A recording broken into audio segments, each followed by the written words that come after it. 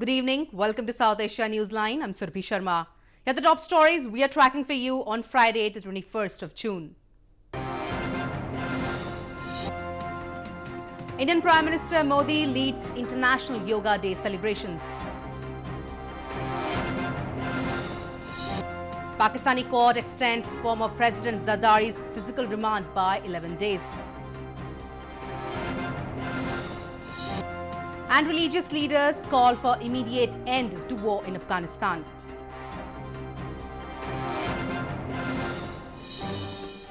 And now for all the details. Indian Prime Minister Narendra Modi joined thousands of people in bending and stretching for various yoga exercises as he led the nation to mark the 5th International Yoga Day on Friday. The occasion was marked by mass practice of yoga and other healthy activities across the world. Indian Prime Minister Narendra Modi led the International Yoga Day celebrations in eastern Ranchi city on the 5th International Day of Yoga. Prime Minister Modi performed yoga with around 40,000 enthusiasts at the Prabhat Tara ground. He appealed to people to take yoga to all sections of society and said, yoga is above everything. World over, the first rays of the sun are being welcomed by dedicated yoga practitioners is a beautiful sight. I urge you all to embrace yoga and make it an integral part of your daily routine. Several events to mark the International Day of Yoga were held across the country. Indian security forces were not far behind as Indo-Tibetan Border Force or ITBP took yoga up to 18,000 feet above the sea level in the snowy Himalayan hills at 20 degrees Celsius below freezing temperature. The French embassy in New Delhi also marked the day with a yoga assembly. The participants stretched out and also meditated during the yoga session. Yoga is a very complete, not a sport, really a complete healing for your body and your mind. And it's very useful at work to balance a bit the stressful life we lead these days. So I find it very helpful. Meanwhile, hundreds of yoga enthusiasts, including Madhesi leaders, participated in Yoga Day celebrations in Nepal's Janakpur. The United Nations in 2014 declared June 21st as the International Day of Yoga after adopting a measure proposed by Indian Prime Minister Narendra Modi. The day is marked by mass practice of yoga and other healthy activities across the world. In news from Pakistan, an accountability court on Friday extended the physical remand of Pakistan's former president Asif Ali Zardari by 11 days. He was arrested on corruption charges on June 10th for investigation into false bank accounts and money laundering cases against him.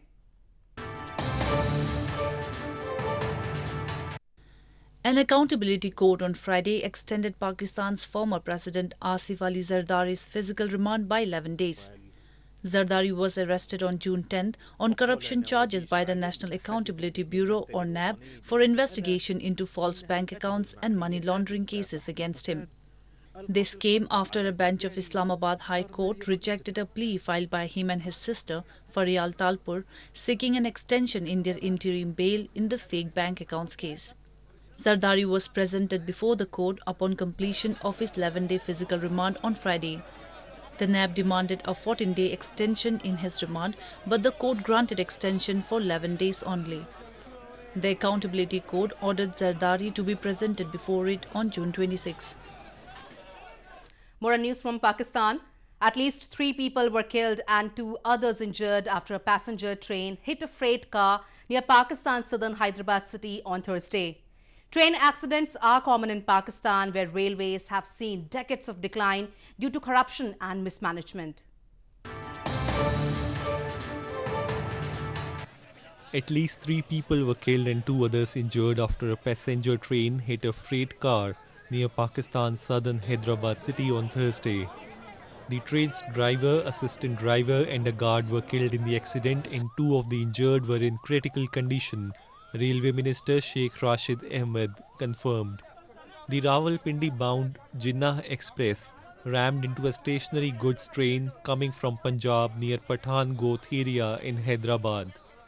Injured passengers were moved to the civil hospital in Hyderabad, approximately 90 miles from Pakistan's port city of Karachi. The collision caused 3 carriages of the goods train to derail, and the engines of both trains were badly damaged by the impact.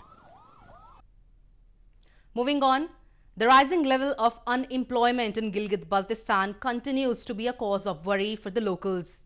They claim the corrupt administration has completely ignored the private sector, which can be further developed to generate employment in the illegally occupied region. Rising unemployment is one of the primary problems of locals in the illegally occupied region of Gilgit-Baltistan. Residents blame blocked access to development has led to rising unemployment and poverty in the region. They claim the authorities have so far ignored the private sector in the region completely, and that there are countless opportunities in sectors like tourism, minerals and energy which can be further developed to generate employment. Gilgit Baltistan में बेरोज़गारी की सबसे बड़ी वजह यहाँ पर private sector का ना होना है। यहाँ के लोगों का टोटली दारोमदार गवर्नमेंट जॉब पर है।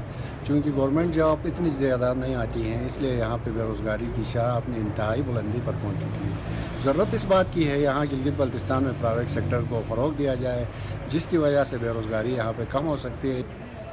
बेरोज़गारी का मेन इशू गिलगित बल्तिस्तान में कोई और ज़राए आमदन नहीं है। जैसे डॉन में होती है, इंडस्ट्रियाँ हैं, फैक्ट्रियाँ हैं, जहाँ पे लोग काम करते हैं। ज़्यादा नहीं तो थोड़ा बहुत अपना घर का गुजारा कर लेते हैं। गिलगित बल्तिस्तान में सोर्स ड्राई पोर्ट के अलावा कोई एक ऐसा ज़राए आमदन की जगह कोई और नहीं है। Gilgit-Baltistan was originally a part of India's princely province of Jammu and Kashmir until its illegal occupation. Years of continued neglect by Islamabad and a corrupt administrative system has made Gilgit-Baltistan the most backward region under Pakistan's rule. In news from Afghanistan, religious scholars from different Islamic countries have called for an immediate end to the ongoing war in Afghanistan. The Taliban has so far ignored the Afghan government's call for a ceasefire and has set foreign troop withdrawal as a precondition for peace in the war-ravaged country.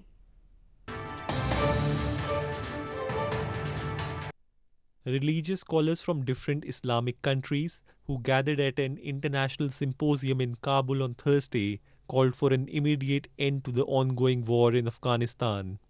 Their 3-day symposium saw notable religious figures deliberating on various aspects of life and teachings of the 8th century Sunni Muslim theologian Imam-e-Azam Abu Hanifa. They said that Abu Hanifa's ideology and teachings could be a paradigm of fighting terrorism and extremism. با رعایت اتباع مذهب امام ابو حنیفه رحمت الله علیه باید بشینیم مسائل خود را از طریق تفاهم حل کنیم. ضرورت به جنگ نیست. باید برای جنگ نقطه پایان بتیم و باید برای جنگ نبگوییم. Afghan President Ashraf Ghani, who also attended the closing ceremony of the symposium, said the identity of the Afghan and Islam are two interconnected phenomena. Ghani's government has called for a ceasefire amid an ongoing conflict, but the Taliban has so far ignored the request. The group has said foreign troop withdrawal is their precondition for peace in the war-ravaged country. The ongoing rift in the lower house of the Afghan parliament has created concerns among people. This comes after chaos erupted in the lower house when a group of lawmakers tried to block the newly elected speaker, Mir Rahman Rahmani, from taking his seat in a disputed election. The ongoing rift in the Woli-Sit Jirga, the lower house of the Afghan parliament, has created concerns among the political elites and the people. Critics believe that the newly elected lawmakers have shown that the country has a weak legislature. This comes after chaos erupted in the lower house when a group of lawmakers tried to block the newly elected speaker, Mir Rahman Rahmani, from taking his seat in a disputed election. Footage from Wednesday's session shows that a number of angry lawmakers threw away the chair and the desk of the speaker. میز شکستانیم، شوکیر شکستانیم، بلکه ما بر روی مردم افغانستان یا با پایا بستگی کوبیدیم. مرتکبین به حبس متوسط و طویل پیش بینی شده برش. یعنی از لحاظ جرمی جرم. The rift began on May 18 after supporters of the other leading candidate, Kamal Nasir Usuli, refused to recognize Rahmani as the speaker. Based on the quorum, 124 votes were needed for a winning candidate in the 247-seat House. Rahmani fell short of a majority of a single vote. This triggered a clash between his supporters, who declared him the winner, and opponents who said he has not secured the necessary 124 votes. Moving on to news from Bangladesh. Hundreds of Rohingya refugees in Bangladesh rallied on Thursday to mark the World Refugee Day. The refugees who fled from Myanmar in 2017 after a military crackdown demanded their properties back and urged UN to create a safety zone.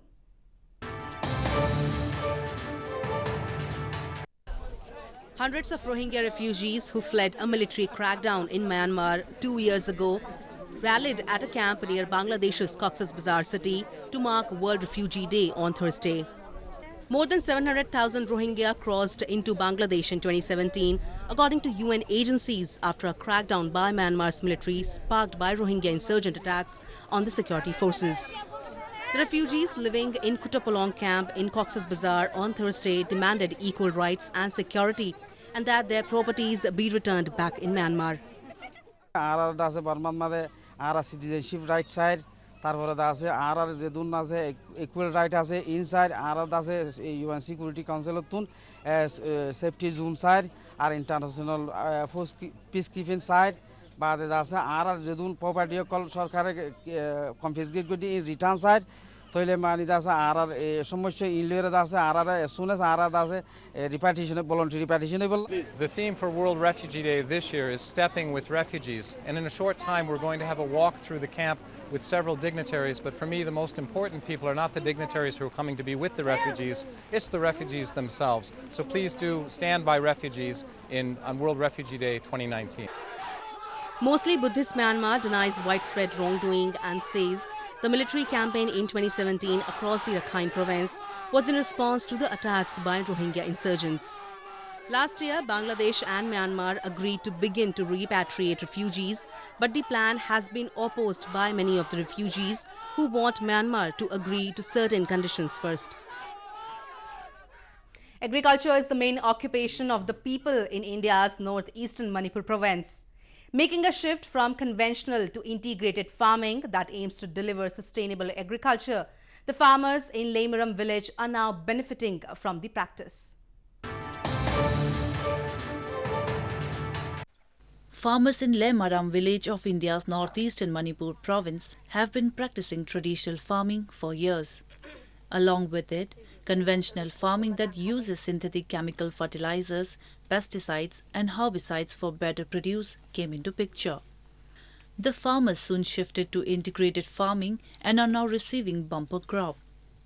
Demand for the crop, especially peas, broad beans, that are part of several Manipuri delicacies, have also risen. Hairang Khonjam Shanti Kumara, a farmer, said that after experts from Central Agriculture University visited his farm and provided vital insights about integrated farming, he is now reaping benefits from the method.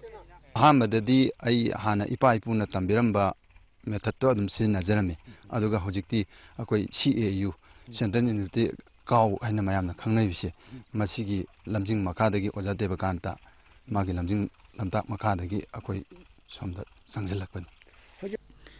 Shanti Kumara said that he now wants to grow his crops in organic way but requires help from experts on investment for cultivation on large scale. Agriculture is the main occupation of the people in the province and it contributes major share to the total domestic product as well as provides employment. Well, that's all we have for you from South Asia this evening. Now our viewers can watch the show on southasianewsline.com. You can also visit us on facebook.com/SAsia Newsline and follow us on Twitter @SAsia Newsline. That's all in tonight's edition. We will see you same time next week. Have a great weekend and good night.